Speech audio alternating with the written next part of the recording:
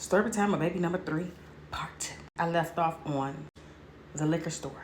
I met him April 24th, 2012. I went and got some wine because back then I was drinking wine. Parmesan wine. And I was really heavily upset because my son was with his dad and I've been calling all motherfucking day and ain't nobody gave me a call. Anywho, drank some wine, got drunk, and baby daddy number 2 came over. That's the end of that story. I started talking to baby daddy number 3, but he wasn't my baby daddy at the time. He was just the guy that I was talking to. My lights got cut off.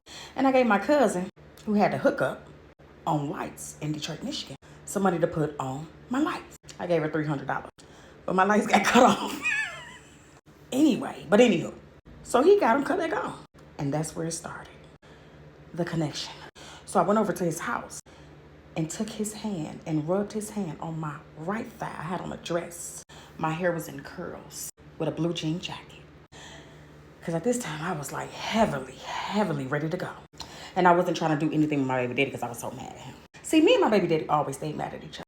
I couldn't stand him. He couldn't stand me. We cussed each other out and it kept it moving. But that was my dude.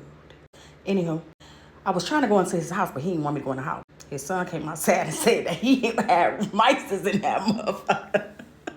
His son was like, we got mice in our house. It was just crazy. So anyway, he took me to a hotel that night. And I should have known something was crazy because he put a chair up to the door. No, actually, I put the chair up to the door. But what made me put the chair up to the door was because he was talking crazy. He was telling me his prison stories.